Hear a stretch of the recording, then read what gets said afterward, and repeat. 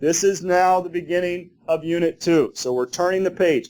Everything that we did for Unit 1 was foundational. We did constitutional law, we did the American court system and how the courts work, and the law and business, and then we talked about tort law, right? We talked about personal injury law. Now we turn the page and we start getting into the heart of business law. We start talking about contracts, okay? And so as we look at contracts in this first chapter, this chapter is going to give us an overview of what contracts are all about and the elements of a valid, legal, enforceable contract. And so I'm going to start circling around, and we're going to do this a number of times in the next 5 or 6 chapters where we will talk about a concept that we talked about before. That way you begin to understand it. This won't be the only time you see these things. This will be the first time you see these things. Now, for most of you, you've never had a class in law. You've never had some of this terminology, and that's understandable. And so we're going to take you from zero to hero, all right, in the next 5 or 6 chapters, and you'll be well prepared for your career in business. Now, contract law is fundamental to business. You cannot operate a business without contracts. You cannot even, no employee could work in a business without contracts. A contract is simply promises back and forth that this is what we're going to do. Now, I'll post this PowerPoint on here. I customized this pretty heavily last night, and I'll post this before I leave on my trip later today, so you guys don't have to worry about copiously copying down every word on there. But I do want you to make sure you get a good understanding of this foundational principle. So contract law is essential to business. Nobody could operate without it, and it's basically just the promises that govern the relationships that we have. So what are some examples of contracts in business? You guys tell me, just off the top of your head, promises in business, contracts in business. What sorts of relationship dynamics do you foresee out in the business world? What do you think? What's the first one that comes to your mind? Okay, internal, right? We call that internal. So you might have employees and employers. Okay, what else? I think of 3 major groups. That'd be the first major group. What else? Let's say we're going to make something that we sell. That's most businesses, right? You tell Mr. Foffey, or Dr. Foffey. He was Mr. Foffey when I was here. You tell Dr. Foffey, Dr. Foffey, I have a great idea. What is it? I'm going to start this business. We're going to make stuff and then sell it for more than it costs to make it. Hey, good idea. You are a genius. Okay, what is it? Well, I haven't got that far yet. Okay, all right, good. They got a great capstone idea. All right, so our business is going to make stuff and then sell it for more. So what 3 big groups of contracts are we going to need? Employees, people that do it. We can't be doing all this stuff ourselves. All right, what else? All right. Mr. Griffith, what else? Where you at? All right. What are big categories of relationships that we're going to have if we're going to have a successful business here? So what kind of business, what are we getting from other businesses? Well, are we going to be in contract with our competition? Uh-oh, we have a non-compete issue. We got an anti-competitive behavior going on. Antitrust. We have a whole chapter in antitrust in law too, all right? No, we can't have contracts with our competitors like, hey, let's promise not to sell these cars for more than, or for less than $20,000. Uh-oh, price fixing, that's actually illegal. Now, we could have it, but that's a good category. That's actually a category the law doesn't like very much. So what other categories we got? Go ahead. Yeah, we got to get stuff from people, right? So that is contracts with other businesses. You're exactly right there. It's just that we call that the supply chain, right? So we're here, and we need raw materials, and we're going to buy those raw materials from other companies and turn them into our product, right? So we have that kind of contract. That's the supply chain. So we have internal, and we have a supply chain. What else do we need? Okay, we could have distributors. That's actually still part of our chain, right? And where are they ultimately going? Customers. So we're going to have contracts with customers that are going to buy our things. Good. So those kinds of contracts, those are three huge categories that really govern the whole relationship in business. And you can see that at every level, there's different types of contracts. There's different complexity. Some are very simple. Did you realize when you go to Walmart and buy one thing, you just entered into a binding contract with Walmart? Yes, you did. And when you pull cash out, you say they don't even have any record of that contract. Absolutely, but it was still a legally recognized contract. And so contract law is governing everything you do every day. You just maybe don't even realize it. When I was in law school, I remember learning these kinds of things at a deeper level really for the first time, and how you would go to the store and just start seeing everything differently. It was kind of like the Matrix. You started to see all these different things. Oh, you know what's going on here is this is offer, this is acceptance, this is, and that's how the world starts to change a little bit. When you see what's underlying a good legal system that supports a good economy. All right? So, creates rights and duties, gives you stability, and what did I say is the hallmark of a good legal system for business? Predictability. Here it is again in contract law. Predictability. If businesses can guess right what they're in for, then they can plan and they can turn a profit. And that's what the capitalist system is all about. Don't micromanage how they get it done. Just set up a fair playing field and turn them loose. And they'll figure out the best, most efficient way to get a profit and to get good products to consumers. Works most of the time. It doesn't work every time, but it works most of the time. All right, so that is what we have. Now, the parties to a contract, that is the people involved in the promise making and the promise keeping. All right, I don't go for that promise keeper stuff except for contract law. All right, but in this context, we have two parties, a promisor and a promisee. And the tricky thing is, both parties are usually both. Okay? So we have a promisor saying, I promise to do this. And a promisee saying, okay, thank you. I'm glad you're going to do that. I accept your promise of future performance. And then they turn around and they say, in exchange for your promise, I promise you that I will do this. Okay? Kind of interesting. What's an example of that? Well, let's say we want to buy that car. Where's my guy who's buying the car? Oh, you guys got to stay in the same place all the time. I don't know what's going on. Aren't you Baptist? All right, so we're going to go buy that car, that yellow Camaro, and we say, all right, well, I can't pick it up today. I need to get that special undercoating put on it or whatever they're going to do at the dealer. And he says, all right, well, I tell you what, I'll give you a check on Thursday. You have the car ready for me on Thursday. We'll pick it up Thursday at 5 o'clock, all right? And so if it's a Monday, what do we have there? We have mutual promises. The one person, the dealer, promised to have the car ready on Thursday and deliver it, and the buyer promised to bring the money on Thursday and pay for it. See how we both promised?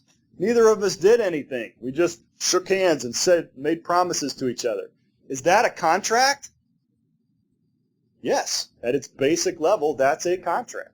Now, we'll get into later on whether it's enforceable, but it's legal. It is real. And so promises, mutual promises, can be a contract. So what exactly is a legally recognized contract in business law? Simplest definition is it's an agreement that can be enforced by a court. An agreement that can be enforced by a court. Now, we can't just stop at agreement. I wish we could just say agreement. We have to put that next level, that can be enforced by a court, on there, because there are a lot of promises that courts just cannot legally or practically enforce. Right? Anybody think of a promise that can't be legally enforced? Just would be impossible for courts to legally enforce? What do you think, Desmond? That's the one I was thinking of. Engagement, right? I won't ask how many of you have ever been engaged and broken it off. That'd be horrible. We'd all be sad and crying and hear your story. Okay, but remember Evangelist Savinsky was talking about that, right? This woman. We all hate her. She's probably a perfectly nice person, and it's probably the Lord's work that, obviously he would say it was the Lord's work in his life, but we all hate her anyway. I don't even know who she is, but if I ever meet her, I'm going to punch her in the face. No, I'm not. Sorry, that wasn't politically correct. Ray Rice, everything. Dr. Davis just Ray Rice somebody in business law. Hypothetically, okay. So she broke her promise. Can he turn around and sue her in court? No. Now I got to say, technically, maybe to get the ring back, but not to enforce the promise. Right? No judge is going to be like, I'm sorry, you promised, you got to marry this guy. No! Dragging, kicking, and screaming down the aisle. We're not doing that, right? Because legally, courts just can't go there. So that's not a contract that's legally recognized. So we say it's an agreement that can be enforced by a court. Got to have two parties. You can't make a contract with yourself. I like this Route 66 thing that the student body leadership is doing. That's cool. If you said, you know what, I haven't been doing my devotions like I should be, I'm going to promise myself that every day this week I'm going to get up, I'm going to read my Bible and pray. Is that a good thing to do? Commitment? Yes. But personal commitment is not an agreement. You see the difference? There's not two people that are coming together to make an agreement together. And so it's not a contract. It's a commitment. It's a good thing. It's just not what we're talking about here. And then we say, if you don't do it, then there's going to be a consequence. Some kind of legal imposed consequence. If you have those things, you have a contract. So, I put on here what's called the objective theory of contracts.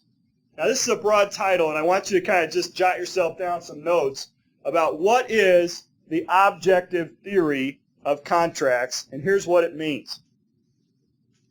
It means that we can't see what's in your mind, and that's the problem with the word agreement.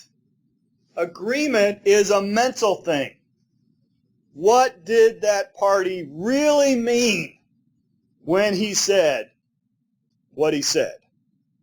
What did he understand? How smart is he? What's his cultural background? Where was he emotionally at the time? Was he impaired or on drugs? Was he having a good day or a bad day? We don't know that stuff. You've had a roommate you've had to deal with, or a boyfriend or girlfriend you've had to deal with, who said, I don't know what they were thinking. All I know is what you're saying and what you're doing. I can't see what you're thinking. That's the objective theory of contracts. We say, I don't know subjectively what you're thinking and feeling. Instead, what we're going to look at is your conduct, your actions, your words. And we're not going to try to figure out the hidden meaning. We're just going to look at what we can observe, the observable physical world in which we live. We're not going to let people hide behind emotions and hidden agendas and intentions. And so we're going to look at basically three categories of things in the objective theory. Things in the real world, outward, objective facts. And those would be three things. What you said, that's fair game. How you acted, and the other physical circumstances of the agreement. Those are the three things we look at in the objective theory of contracts. What you said, what you did, and the circumstances. Notice, none of those three are subject to personal and private interpretation and hidden meaning. So if you say, well, I shook hands, but behind my back, I had my fingers crossed. Sorry, you shook hands. That's a contract. Hidden stuff doesn't count. Now, doesn't that make sense? I mean, aren't you glad that's how we do it? You can't do this, oh, well, that's not what I meant by $5,000. I meant Australian dollars. You say, whoa. Did you ever say that? We look at what you said. Now, could you specify in a contract that it was to be paid in Australian dollars? Sure. There are millions of contracts every day say they're paid in Australian dollars, mainly with Australian companies, okay, but you can do that. But you have to say that. You can't just say, well, that's what I meant when I said dollars, okay? Now, how do we know that it was U.S. dollars then? Because dollars is dollars. Canadian dollars, U.S. dollars, Australian. That's where circumstances come in, right? So we would say, well, you're both sitting in Wisconsin in the United States, so we sort of assumed by the circumstances you meant U.S. dollars, right? And that is exactly the kind of crazy detail that people argue over in contracts. That's why we need an objective theory to say, what would a reasonable person understand those words to mean? Not your own personal hidden agenda. All right? Okay. So here we go with the elements, the requirements of a valid contract. Notice they are on the screen and also beautifully handwritten on the boards on either side for everyone, no matter where you're viewing from in the viewing audience. You can see them clearly, okay? Now, these are the 6 requirements for a valid, enforceable contract. So I'm going to say them for you, and they form a very handy acrostic, which in and of itself means nothing. It's not a word. It's ACLAF. It's sort of like AFLAC, but not, okay? So it's ACLAF, and there's 2 C's. ACCLAF. Help you remember that. A, agreement. We talked about agreement. C, consideration. Now, we'll talk a little more about consideration as we move along, but consideration is not talking about you have to be nice. Oh, isn't he so considerate? That's how you normally would use that word, and I don't blame you, because in English, that's usually what that word means, except for in law, where it doesn't mean anything at all, even remotely close to that. Okay? We throw out the usual word, and we say, we're just going to use that same word to mean something completely different. And when in the law, by consideration, we mean something of value has been given. That's how we distinguish it from a gift. So if your Aunt Sue says, I'm going to give you $50,000 on Thursday, and you say, I accept. Okay? And then on Thursday, you say, Aunt Sue, it's me, your favorite nephew, Matt, here for my gift of $50,000. And she says, oh, you thought I was serious? No, I'm not giving you $50,000, you punk. Get out of my face. All right? If that happens, you can't sue Aunt Sue. All right? Because you didn't give her anything of value in exchange for that promise. And so there wasn't any consideration. They will say it fails for lack of consideration at that point. So consideration is required, not just gifts. Number 3, capacity. Capacity is referring to the parties, and it says crazy people and babies can't make contracts. Right? Doesn't that make sense? Hello, baby. I know you can't speak the English language at all, but how about we, indenture you for the rest of your life? They used to do this. We read a book. My family reads books at night together, and we read Carry On, Mr. Bowditch, all right? And it's a really cool book. Anybody ever read that? It's about Nathaniel Bowditch. He was the father of American navigation, like sea navigation. And he was from New England. And he was indentured as a 12-year-old boy, sold by his father to a store. And he turned out to be a math genius and figured all that out. No longer can you do that. You can't be contracting as a kid. And so we're going to have a whole section on minors and their abilities to enter into contracts. You have to have the capacity mentally to understand and appreciate the deal. So if you're crazy, or if you're so old you can't understand it, or so young you can't understand it, or you don't speak the language, or you're inebriated, oh, what if we're drunk?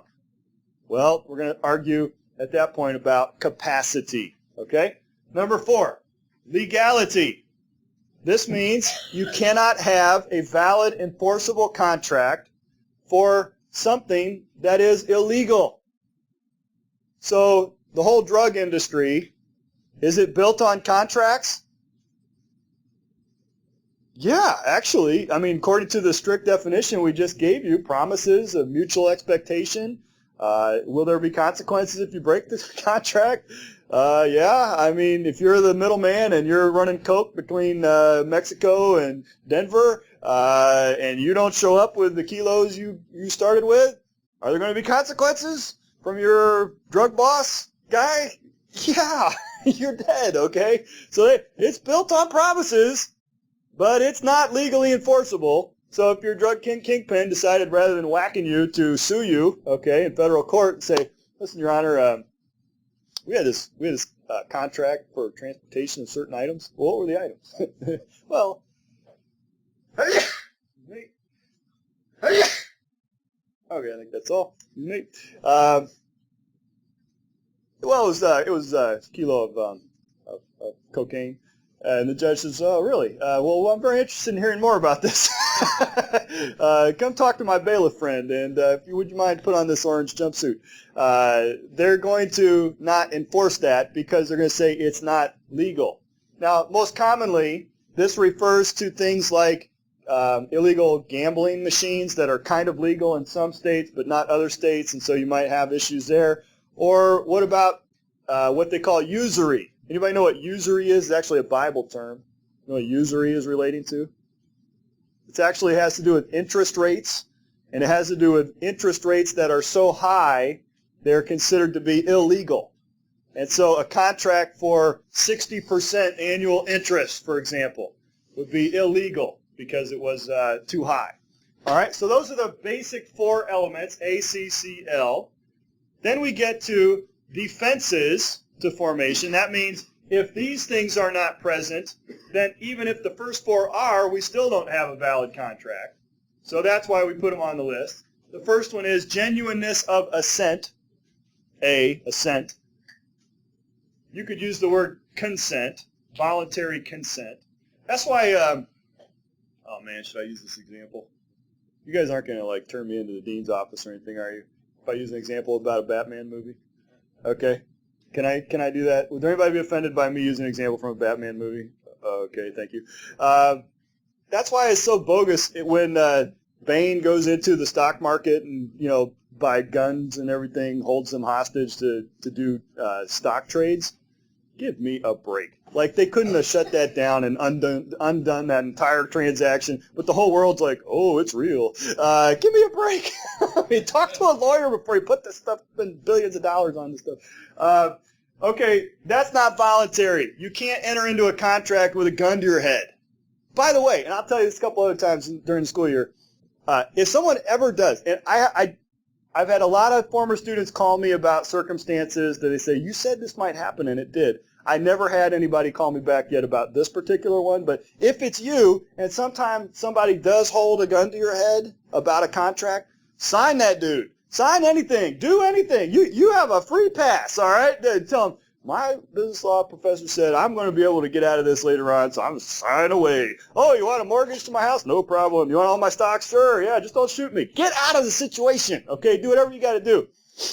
We'll turn out in criminal law to ask the question, can you hurt someone else if someone's threatening to hurt you? That makes a little more interesting question, and I won't answer that right now, but suffice to say, usually not, okay? But anything short of hurting somebody else, sign away.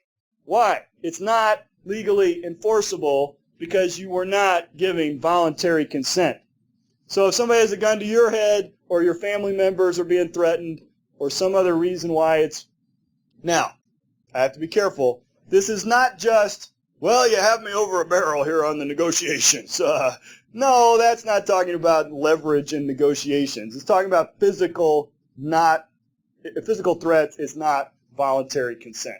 And then finally here, form. And what that's usually talking about is that there are some contracts that have to be in writing, that have to be in a certain form in order to be enforceable. Some do, some don't. If it happens to be that type and it's not in that form, even if the rest of this is true, we may not have a valid contract. So a contract for the sale of land, for example, has to be in writing in order to be enforceable. Therefore, if all the rest of these are here, but that's not there, we don't have a contract. All right? So that's a very brief overview of everything we're going to learn in the next 5 or 6 chapters. All right? Act, laugh. You've got to memorize that. You'll see that again on the black letter test. So here's some ways that we look at contracts. We're going to kind of buzz through the next few slides on ways to view contracts, classify them, things like that. The first is we could call it either bilateral or unilateral. Bilateral or unilateral. First we look at bilateral. 99.9% of contracts out there are bilateral. That means that we both make promises to each other. We're both promisors, we're both promisees, okay? And I promise to give you these goods, and what are you going to promise me? Payment, right? So we both made a promise, and sometimes the promise and the performance happens at the same time, right? So if, let's say, you tender a check at Walmart to pay for that shopping basket full of stuff you bought, and your check bounces. Well, why is it that Walmart can still go after you for the money that they did not now receive? Why? Because not only did you tender performance, but you made a promise that this was going to be a good check. And so you have promise exchanged in exchange for each other. That's a bilateral contract, pretty simple. So then what's a unilateral contract? A unilateral contract involves only one party making a promise and the other party accepting the promise by performance. Think of this as a contest or a reward. So you see a little lost dog poster, right? And it says $50 reward for the return of this lost dog. If that was to happen and you found the dog and brought it back to the owner, what does he have to do? Does he have to give you the $50? Legally, yes. Why? Because he made a public promise. You accepted that promise by performance, by returning the dog. Now, it's kind of interesting. If you were to knock on that guy's door and say, I understand you lost a dog, and they get all excited, you found him. Well, no, I just understand you lost the dog. I just wanted to let you know I accept your offer, and I'm going to now begin looking for your dog. So don't pay anybody else. I'm going to be the one that goes and looks and finds the dog. Well, there's a problem. That wasn't the offer. Okay? He wasn't looking for a promise. He was looking for his dog. And so you can only accept a unilateral type promise by performance. You'll see every once in a while a radio show will put out a contest and they'll say, the first 5 callers will receive, okay, or the first person to swim across the river on their own, swim across the Rock River on November 1st is going to win a shiny new iPad, okay? And so 45 people jump in the river at 12:01 on November 1st and start swimming. Which one's getting the iPad? The first one. What about the other 45 people that jumped in? Bubkiss, okay?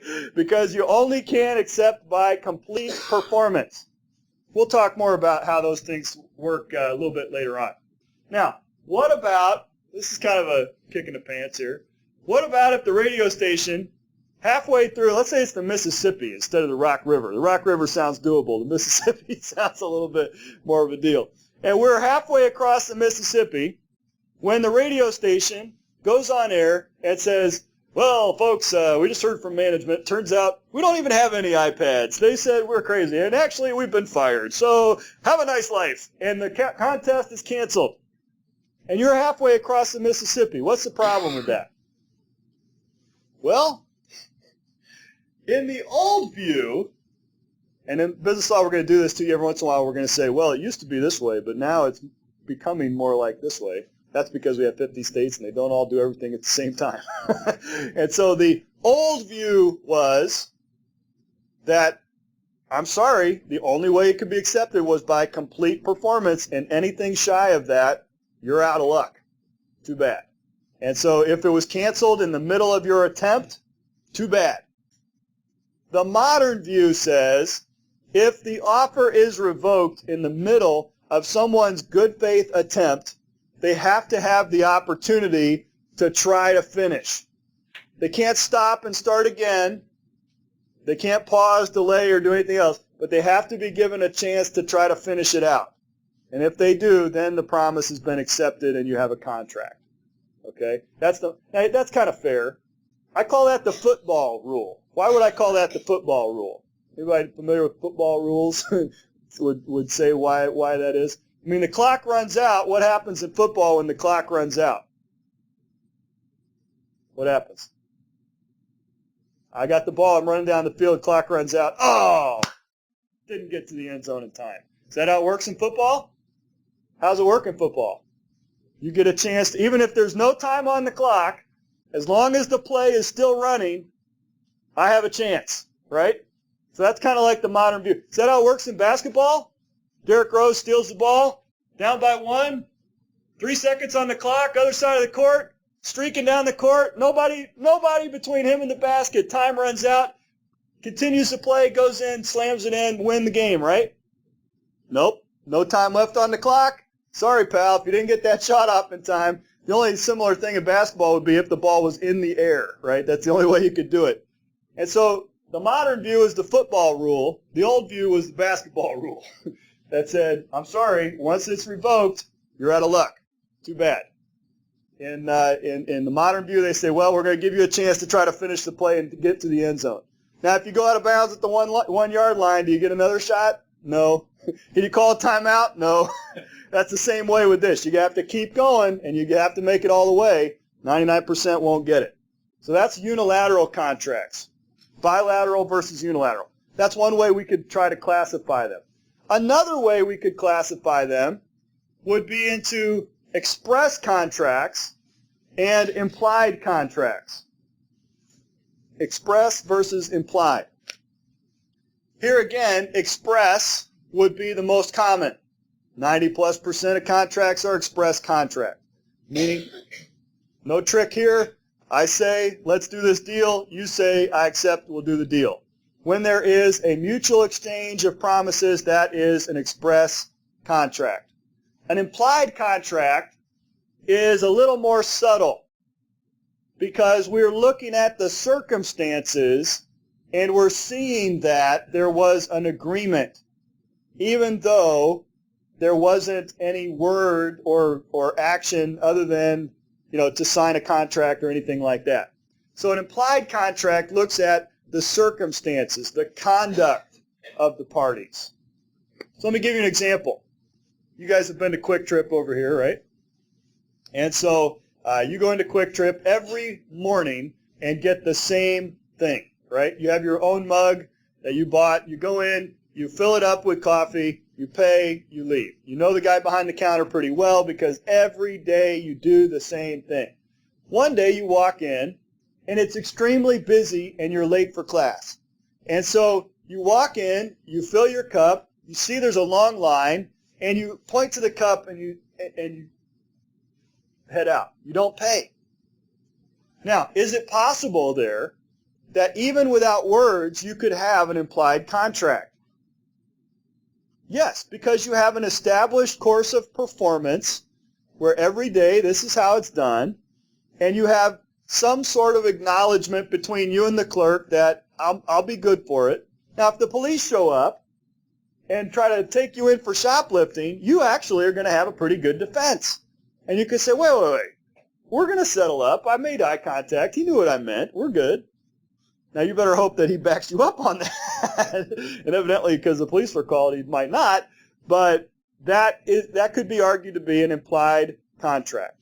If a supplier and a vendor over and over and over again have the same deal, it becomes to where it's like implied. We don't have to use words. I like that. I like the fact that, with my wife, we don't have to talk about every single detail every day anymore. I just kind of know Thursdays I go to class here. she takes the kids to school. That's good. Monday, Wednesday, Friday, I take the kids to school. That's the deal, right? And we don't have to talk about it anymore. It's kind of just implied. And that happens in business relationships all the time. That's implied in fact.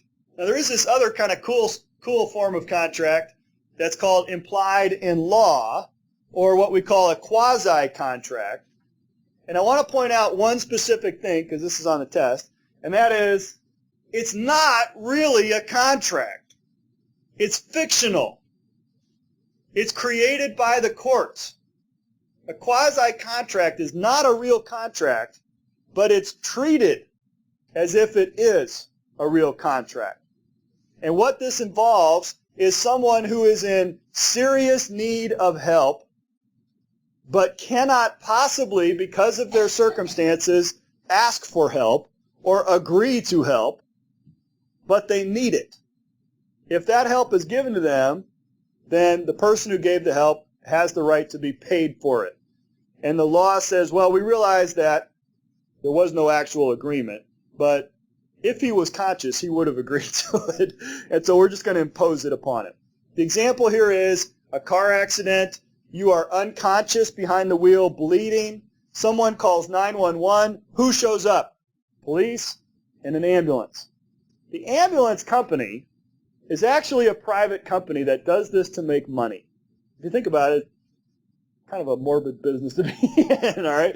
But they show up and they help you, and you're literally out cold. And they say, excuse me, Mr. Davis, is this a rate sheet? Would you be in agreement to these fees and charges for us to transport you to the hospital? Would you want that, sir? Excuse me, sir, hello. And I'm out cold. And they say, well, we got to wait for this guy to come too, otherwise we don't know if we're getting paid here. That's what we'd have to do if we didn't have quasi-contract. Instead, they show up, jaws of life, man, they got you on the gurney, and they whip off out to the hospital. Why? Because when you come to, legally and every other way, you're going to pay. All right? And so they know they're getting paid because this is what they do for a living, and that's a legally recognized quasi-contract. Now, here's the key.